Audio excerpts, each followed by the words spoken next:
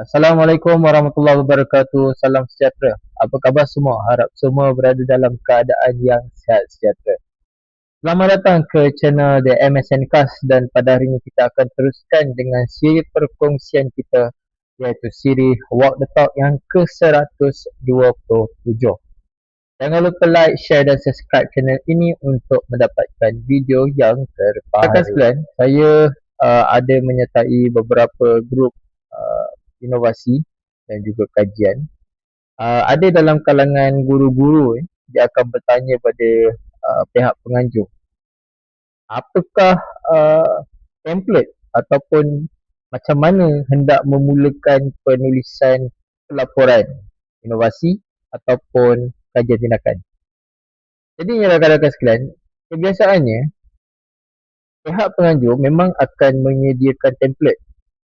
Template umum lah apa yang dia kena, cikgu-cikgu kena sediakan, apa yang kandungan dia, and then apa sizing dia, macam mana dia punya font dia.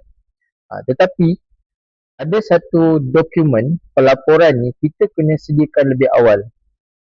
Seperti mana yang saya lakukan sebelum saya membentang ataupun membentang inovasi ataupun kajian, saya memang ada satu blueprint di mana blueprint ni semua jenis pelaporan, maklumat semua kita masukkan tempat. Dan kemudian barulah kita akan cairkan dia, kita akan summarizekan dia keluar mengikut pelaporan yang dia tetapkan, sama ada pelaporan inovasi ataupun pelaporan kajian tindakan. Jadinya saya tahu rakan-rakan sekalian semua pasti berminat nak tahu apakah kandungan-kandungan yang perlu ada. So, jadinya stay tune bersama saya sehingga akhir video ini. Di sini saya paparkan pada rakan-rakan semua panduan untuk menyediakan pelaporan inovasi pendidikan. So, pada hari ini saya akan terangkan secara umum apakah panduan dia, apa step-step dia supaya kita dapat lebih jelas macam mana kita nak menulis. Okey. Baik. Apa-apa pun saya akan tekankan apakah model inovasi yang rakan-rakan semua pakai. Ya, sebagai contoh, kalau kita pernah menyertai pertandingan inovasi, pernah membaca pelaporan inovasi yang lain, baik, biasanya dia akan highlightkan model inovasi yang digunakan. Sebagai contoh kat sini, model yang paling terkenal digunakan oleh para innovator ialah model AB. Ya. Model AB, model Azure, ada juga model waterfall. So itu semua kita boleh gunakan. Dan sebenarnya model-model inovasi ni ialah model-model proses. Di mana model proses ni dia akan mula daripada permulaan kita melaksanakan inovasi sehinggalah dia selesai inovasi kita, apabila kita dah selesai menghasilkan inovasi kita. Ya. So jadinya dia bukan model yang ada di dalam fasa intervensi, tidak, itu bukan. Ini ialah model proses, dia daripada awal sehingga selesai. Inilah model yang kita gunakan supaya apabila kita menghasilkan pelaporan tu dia tersusun, sistematik dan tidak lari daripada tujuan dia. Walau bagaimanapun, kalau kita ni seorang guru, biasanya kita akan didedahkan dengan satu lagi model, iaitu model PDCA. Ya, model ni sangat terkenal digunakan dalam bidang pendidikan. Okey, kita lihat kepada model PDCA. Baik, model PDCA ni dia sangat terkenal apabila kita berada dalam dunia pendidikan. Dan model ini paling kerap digunakan untuk kitaran penambahbaikan berterusan dalam pelaporan inovasi. Sebab bila kita buat, kita akan reflect setiap fasa yang berlaku itu. So secara tidak langsung, kalau kita lihat dengan pemaknaan seperti ini, dia seolah-olah kita sedang melaksanakan kajian tindakan. Sebab kajian tindakan dia mestilah berasaskan kepada refleksi. Setiap kali kita buat, kita akan reflect. Buat proses yang ni, kita akan reflect. So jadinya proses ni akan sentiasa berterusan dan sentiasa akan ada penambahbaikan bagi memastikan intervensi ataupun tindakan penambahbaikan kita itu akan sentiasa lebih baik bergantung kepada kumpulan sasaran yang kita telah tetapkan. Baik, sekarang ni saya nak terangkan kepada rakan-rakan semua tentang setiap bahagian dalam pelaporan inovasi kita mengikut kepada model PDCA. Baik, saya pecahkan kepada 3 bahagian, di mana bahagian yang pertama adalah komponen awalan, dan seterusnya ialah komponen yang kedua, di mana di sini adalah fasa utama pelaksanaan model proses PDCA, dan yang ketiga adalah komponen penutup. Baik, di dalam komponen awalan kita kena sediakan abstrak, pengenalan dan juga tinjauan literature. Baik, seharusnya ketiga-tiga perkara ini perlulah berkaitan dengan intervensi kita, berkaitan dengan motif kenapa kita melaksanakan inovasi kita.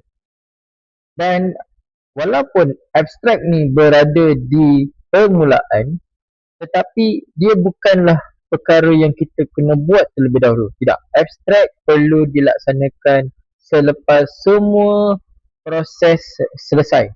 Sebab abstrak ni merupakan ringkasan daripada keseluruhan pelaporan inovasi yang kita sediakan. Okey.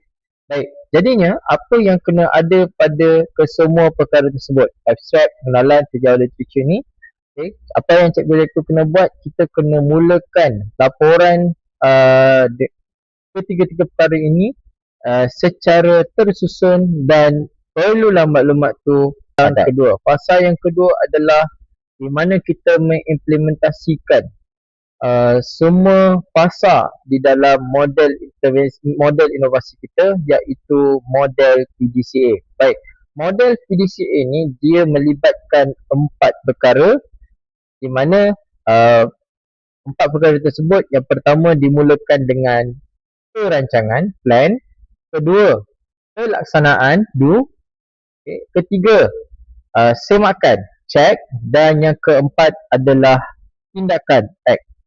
Jadi yang kat sini kita kena mula dari awal sini, ya, daripada perancangan ini. Perancangan ni secara umumnya kita kena sediakan semua maklumat tentang kita punya objektif, kita punya bahan intervensi kita, macam mana kita collect data, macam mana kita memulakan inovasi kita, pencetus idea dia, macam mana perubahan dia, ya. Dan seterusnya kita pergi pada do. Pelaksanaan ni do. Macam mana kita melaksanakan intervensi kita, ya. Terusnya kita pada check. Secara umumnya check ni adalah fasa di mana kita akan menganalisis data yang kita dah collect berdasarkan kepada dapatan kita ketika pelaksanaan di dalam bilik ajar, dan juga haruslah seiring dengan perancangan kita, ya. Dan yang terakhir adalah act, di mana kita hendak membuat kesimpulan berkenaan dengan keseluruhan proses inovasi yang kita telah laksanakan. Baik, untuk komponen penutup ni, apa yang kita perlu sediakan? Kita perlu sediakan rujukan kita, ya, di mana rujukan ni kita selalunya base daripada tinjauan literature kita. Bila kita buat tinjauan literature, kita tahu mana dia punya sumber dia, maka kita masukkan di bahagian rujukan ataupun bibliografi.